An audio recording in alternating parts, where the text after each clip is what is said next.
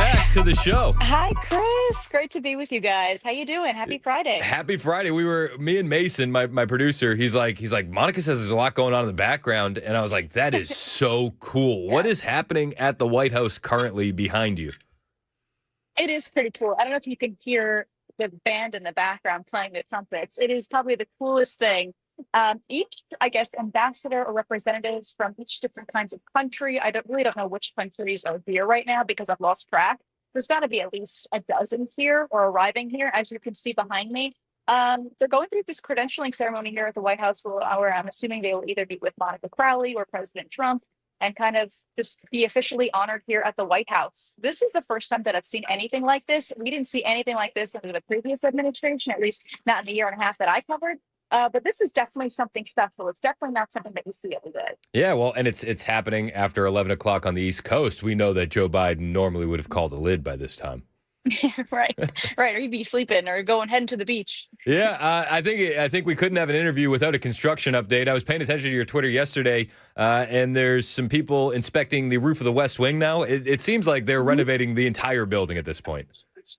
It really seems like it, doesn't it? But they were supposed to have the dinner in the Rose Garden last night with the big tech CEOs like Mark Zuckerberg. You had Bill Gates, but they had to move it inside because we actually got a major thunderstorm. But essentially, what this construction is on the tops of the West Wing are just these kind of spotlights, these theater style lights. So they will be pointing down towards the Rose Garden. He actually has another dinner scheduled tonight around 7:30 p.m. Eastern time in the Rose Garden. So hopefully he'll be able to put those lights to use and won't get rained out.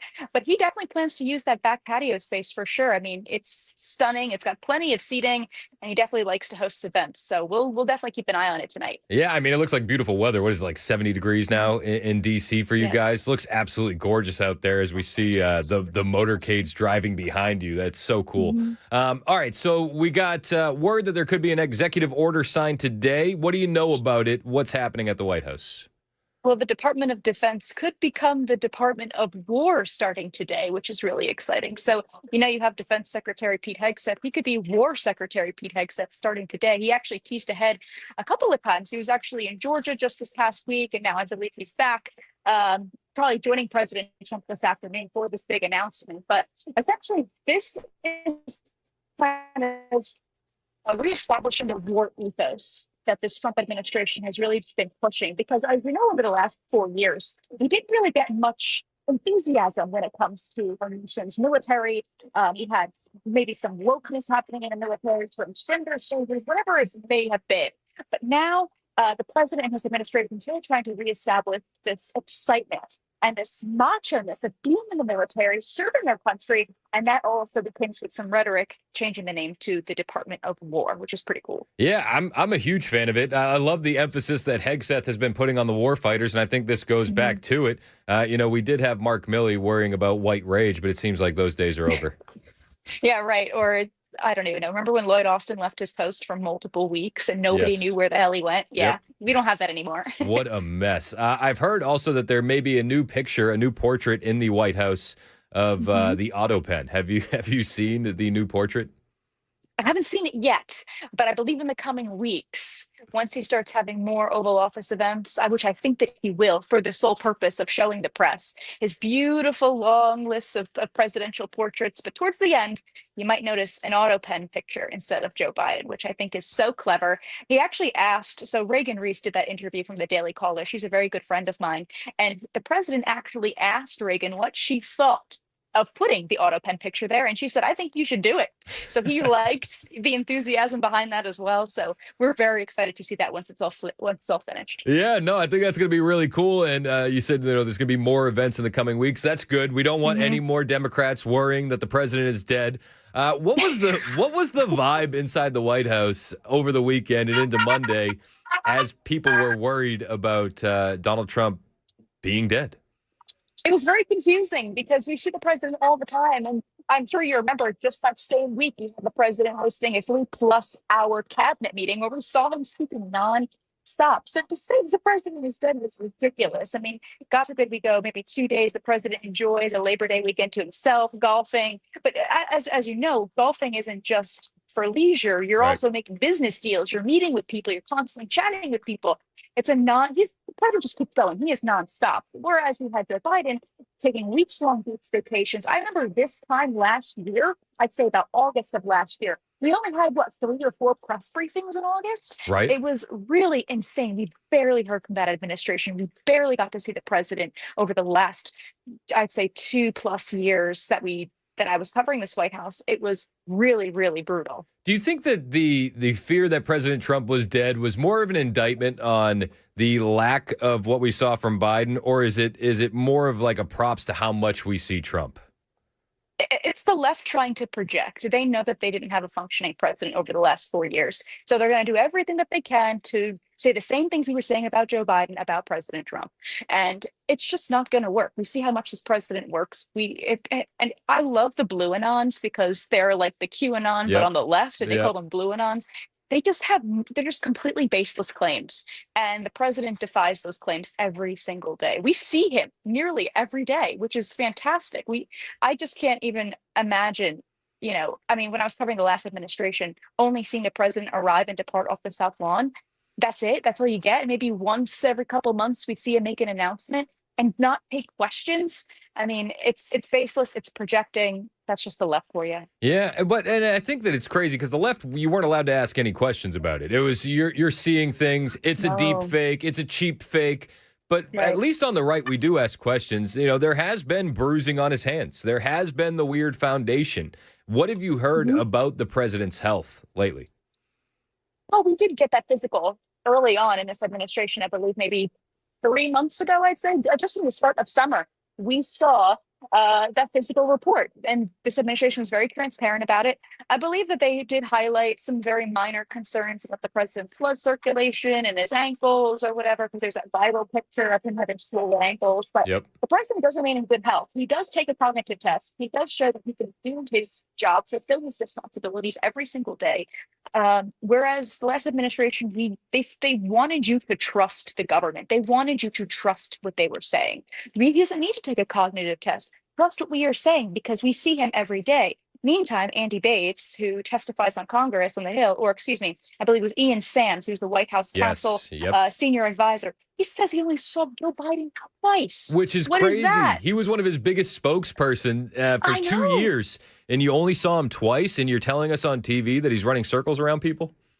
Yeah, come on. This is it's criminal what they did. Criminal. Yeah, it's a joke. It's an absolute joke. As the day moves forward, there is going to be more talk and there's going to be more work to be done. The DOJ floating an idea considering a gun ban for transgender individuals. When I look at this, I think it's brilliant on its face because you either make the left defend gun rights or abandon the trans demographic. What are you hearing about this at the White House? Are they serious or are they floating this to kind of set a trap for the left? They're definitely serious about this. From my understanding in this White House, they know that we have a huge problem on our hands. I mean, there is just a rap list of those with mental illness obtaining firearms and causing these mass casualties, specifically among Christians, Catholics, maybe even young people specifically. But it's clear that these people have an agenda. They need help. They don't need to be put on gender affirming hormones or get, mauled in surgery, cutting off limbs and different things. That's not what these kids need. They need to go to therapy. They need to reestablish, a nuclear family, a safe space at home. It's completely backwards, and I think this White House is taking the correct approach. But I believe they will be treading lightly on this because it can be a little bit of gray area when it comes to this kind of stuff, kind of like the First Amendment and the burning the American flag thing. Who can and cannot obtain firearms? So they're going to be treading lightly, but this is definitely a serious issue that we need to really be honest, have an honest conversation with ourselves about. If you reclassify it as a mental illness, I believe that they can make this happen. Yeah, reopen the mental institutions. That's for sure. Make them great again. We're talking with Monica Paige. She's our White House reporter, reporting live from the White House North Lawn currently, where there's a credentialing ceremony. If you're watching us on YouTube, you can see all of the honor guards standing behind her, Marines, Navy members, and the like. It looks very, very cool. Find us on YouTube. Monica, as you're down there, we're feeling the aftermath of the RFK Senate hearings that happened yesterday, which was just a firestorm. What is the administration saying about what happened yesterday with RFK? Well, the administration's been nothing but supportive of RFK Jr. because he's clearly doing what he was hired and meant to do. And he's been passionate about this for quite some time. And it's about time we hold some accountability. We expose the truth behind these matters, whether it's about health and what's poisoning our food, poisoning our kids, vaccines, especially what's been in them. Why is the schedule so, I don't know, kind of compact with 75 vaccines within the first month? Yeah, it's There's no insane. need for that. And I feel really bad for RFK Jr. because when he's sitting there getting berated by these people who have sat in the same seat for decades and did nothing but watch the child mortality rate or the childhood obesity rate go up and do nothing about it, that just goes to show that they have been wrong about this. Yep. And now we finally have somebody in our administration who's going to do something about it and do something about it quickly. Is there a rift between Donald Trump and RFK, or are they still tight? No, I think they're still tight. Perfect. I think Trump's very happy with what he's doing, and I mean, how could you not be when you're trying to make America healthy again? Yeah, and I think sometimes the voices that are speaking out against you, it's like, we've seen what makes you cheer, so your boos mean nothing to us. Right. We're talking with Monica Paige. She's our White House reporter for Turning Point USA in Frontline. She's live from the White House North Lawn. Every week, she highlights a story that the mainstream media is not paying attention to. What story does the American people need to hear coming out of the White House this week?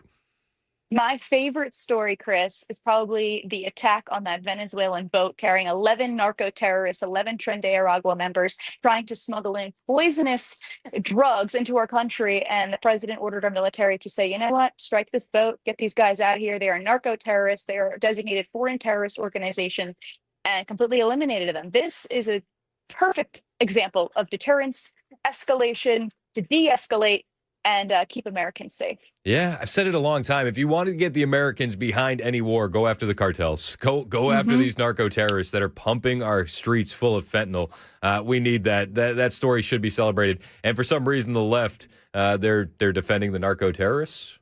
Yeah, they're offering their condolences that the president shouldn't have done that, or there were just 11 people, not specifically saying who these people are. They're not good people. It's not like they're Honestly. innocent. They're illegal aliens trying to come to our country with drugs, a war on illegal immigration that we just saw the last 4 years, a war on drugs that's been killing our own citizens. I mean, you put two and two together, there's no reason to feel bad for these people, unfortunately. Sorry. I'm with you. I'm with you 100%. Monica Paige is our reporter from the White House. She's a member of Turning Point USA's Frontlines team. She's one of the best reporters that you can follow. Monica, where can we find you online? Thank you so much, Chris, on X and on Instagram at Monica Page TV. I really appreciate coming on every week, Chris. You do such a great job. No, you do the great job. I just get out of the way. Monica Paige, thank you for your time once again.